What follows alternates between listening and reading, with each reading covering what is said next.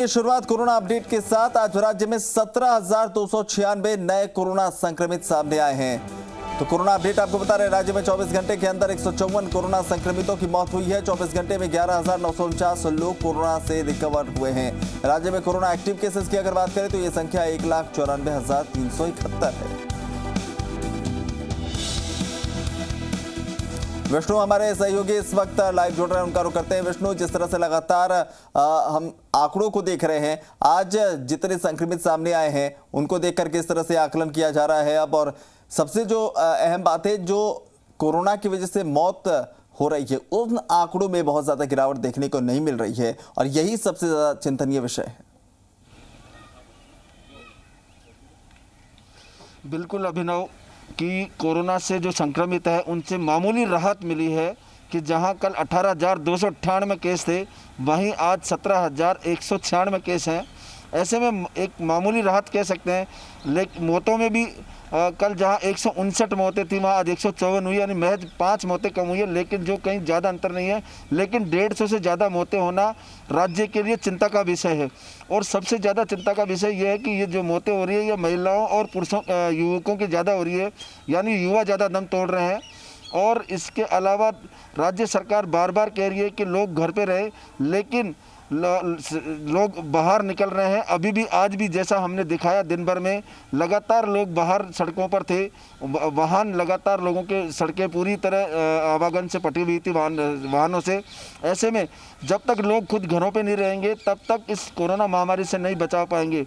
और 150 से ज़्यादा लोग मौत होना एक बहुत बड़ी चिंता का विषय है। सरकार बार बार कह रही है, मुख्यमंत्री खुद कह रहे हैं कि लोग ये जो मौतें हैं ये चिंता का विषय है। इसमें कहीं ना कहीं कारण ये भी है कि प्रदेश में या राजधानी जयपुर में लगभग सारे अस्पताल फुल हो चुके हैं, लोग बेड नहीं है, कहीं ऑक्सीजन नहीं है, और इसके अलावा कुछ अस्पतालों ने तो ताले लगा दिए हैं कि लोग मरीज नहीं आ सके।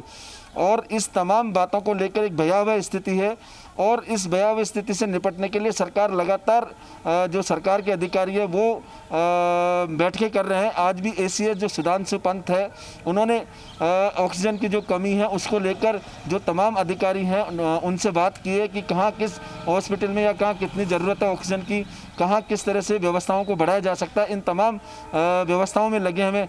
लेकिन चिंता की बात यही है कि जो मौतें हैं उनमें गिरावट नहीं हो रही है, और जो संक्रमित है उनमें मामूली से 8, जैसे राजधानी जयपुर की बात करें तो केवल 871 आज पिछले 24 घंटे की तुलना में आज जो संख्या दर्ज हुई है वो 871 कम हुई है। लेकिन ये एक मामूली संख्या, अचानक कल विस्फोट होता तो ज़्यादा बढ़ सकती है संख्या। इन तमाम बातों को देखते हुए ये है कि अब लोग घरों के अंदर ही रहें और मास्क लगा के रहें, तो ये इस कोरोना महामारी से बचा जा सकता है। और लगातार जो अधिकारी हैं, विष्णु, जिस तरह के हालात बने हैं और जिसका जिक्र भी आप कर रहे हैं, सवाल ये भी है कि एक तरफ जो है अब सख्ती बरती जा रही है, सरकार अपने स्तर पर तमाम कोशिशें कर रही है, लेकिन दो स्थितियां, एक तो लोग मानने को तैयार नहीं है, गाइडलाइंस की पालना करने को तैयार नहीं है, दूसरी तरफ जो केंद्र सरकार से लगातार राज्य सरकार मदद की मांग कर रही है, जो संसाधनों की मांग कर रही है, लेकिन वहां से भी बहुत ज्यादा कोई मदद पहुंच नहीं रही। तो कहीं ना कहीं हालात बिगड़ने के लिए ये भी दो बड़े कारण हैं।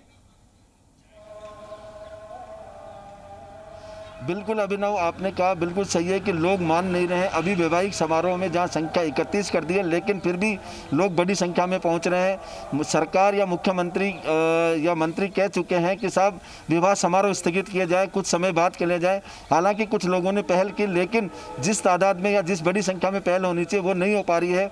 इसके अलावा भी लोग बिना काम सड़कों पर निकल रहे हैं। वहीं जो राज्य सरकार की जो मांग के अनुरूप केंद्र से न तो ऑक्सीजन पर्याप्त मात्रा में मिल पा रही है और न ही रेमडेसिविर इंजेक्शन है वो मिल पा रहे हैं।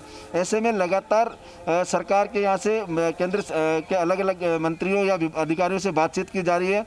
और वहीं आज जो राज्य मानवाधिकार आयोग के अध्यक्ष हैं यहाँ के जस्टिस GK व्यास, उन्होंने प्रधानमंत्री नरेंद्र मोदी को पत्र लिखा और आग्रह किया है कि जो राज्य की आवश्यकता के अनुरूप रेमडेसिविर इंजेक्शन और ऑक्सीजन की सप्लाई किया जाए, क्योंकि जो भी मानव का जीवन बचाने का सब्जेक्ट है, विषय है, वो जो संविधान के आर्टिकल 21 के तहत राज्य सरकार और केंद्र सरकार दोनों का है कि मानव की जान बचाई जा सके इस समय।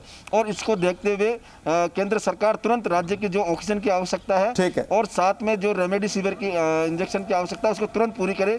जी और इसी को लेकर लगातार चल रहे हैं और सरकार भी लगातार प्रयास कर रही है कि कहीं दूसरे राज्यों से भी ऑक्सीजन। बिल्कुल स्पष्ट है, सरकार अपने स्तर पर काम कर रही है, लेकिन जिन दो बातों का हम जिक्र कर रहे हैं लोगों को भी समझना होगा और केंद्र से भी जो हालात बताए हैं हमारे प्रदेश के मंत्रियों ने और जो लगातार जो समन्वय बनाने की स्थिति है उसका केंद्र की तरफ से भेजे गए मदद और संसाधनों पर भी नजर होगी। बहुत बहुत शुक्रिया।